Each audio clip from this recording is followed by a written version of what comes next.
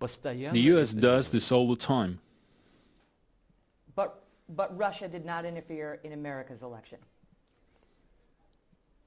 No, and there are no plans in Russia to do so. It's impossible. It's impossible for us. Why not? Why wouldn't you? First, we have principles whereby we don't allow others to interfere in our domestic affairs and don't poke our noses into other people's business. This is a principle we have. This is the first point I wanted to make. And my second point is that we don't have a comparable number of tools. No, we simply cannot do that. With increased nuclear technology. Now you want me to believe that we attack your Russian elections and you say, we're going to take the high road.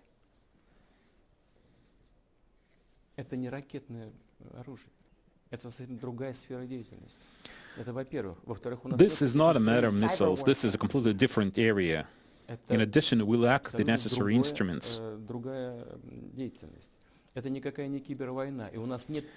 This is a completely different area of activity. It has nothing to do with the cyber warfare. Russia does not have the kind of tools the U.S. has.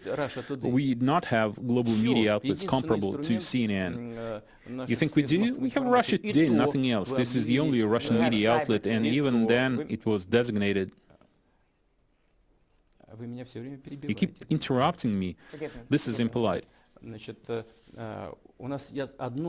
We have one media outlet, Russia Today, and even it was designated as a foreign agent so that it is unable to do its work properly. It is the only media outlet of this kind, while the U.S. has a whole range of outlets and immense possibilities online. The Internet is yours. The United States control all the Internet governance tools, all located on U.S. territory.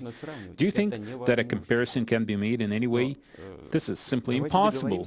Let us come together and agree on the rules of conduct in cyberspace.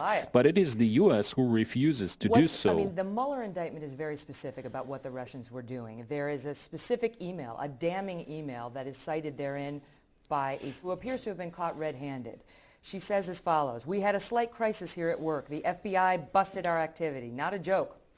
So I got preoccupied with covering tracks together with the colleagues. I created all these pictures and posts, and the Americans believed that it was written by their people." And now you want to sit here and say you don't have the tools to do it, that we have the market on cyber interference? That's just not true.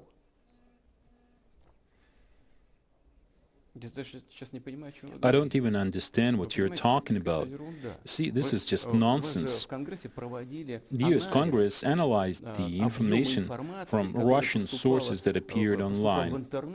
The information coming from media outlets like Russia Today was also analyzed, and it turned out to be 1/100% of the overall information flow in the United States.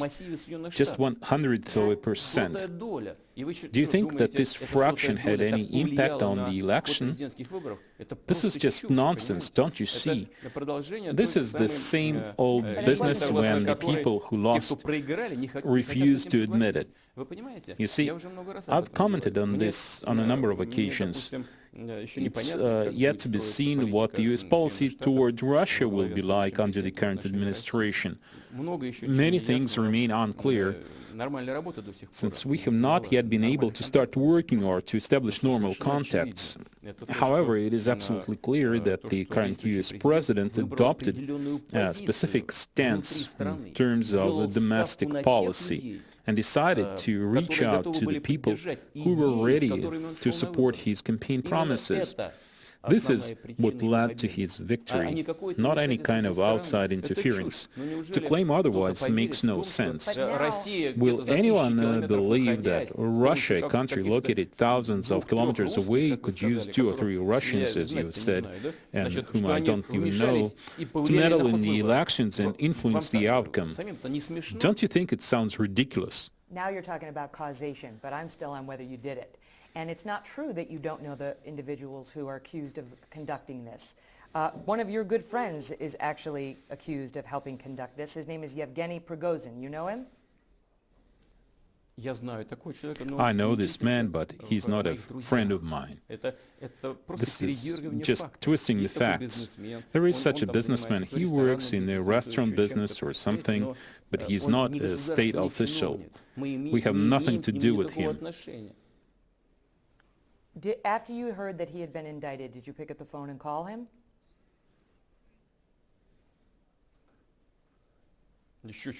Certainly not. I have plenty of other things to worry about. He's just been indicted. Did you hear what I just said? He's not my friend. I know him, but he's not a friend of mine. Was I not clear? There are many people like that. There are 146 million people in Russia. This is less than in the US, but still a lot. Prominent businessmen, so what? There are many prominent people in Russia. He's not a state official. He does not work for the government. He's an individual, a businessman. Some people say his real job is to do your dirty work.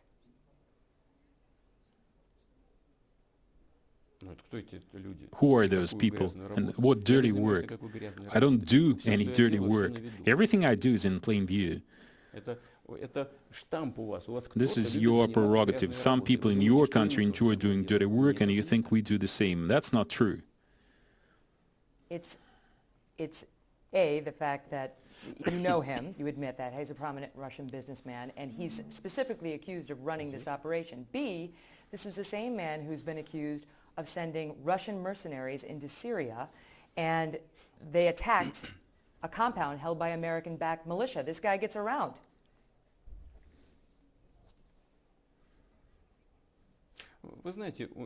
You know, this man could have a wide range of interests, including, for example, an interest in the Syrian fuel and energy complex.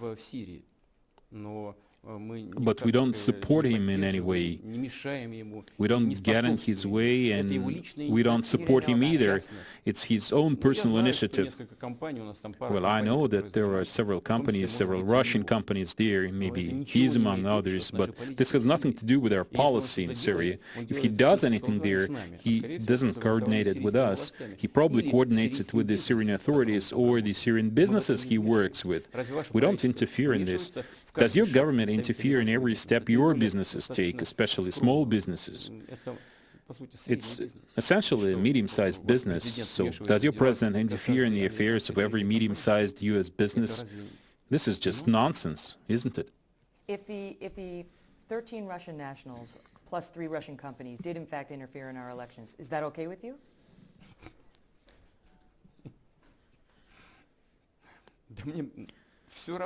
I don't care. I don't care at all, because they don't represent the government. Not at all. They don't represent state interests. If you're worried about anything, state it officially, send us documents proving it, and explain what exactly those people are accused of. And we'll see if they violated Russian laws. No, this is not true. If they violated Russian law, we'll prosecute them. If they did not, there is nothing to prosecute them for in Russia. But after all, you must understand that people in Russia don't live under US law, but under Russian law. That's how it is. And if you want to reach an agreement with us, let's negotiate. Choose the subject, make an agreement, and sign it. But you refuse to do this.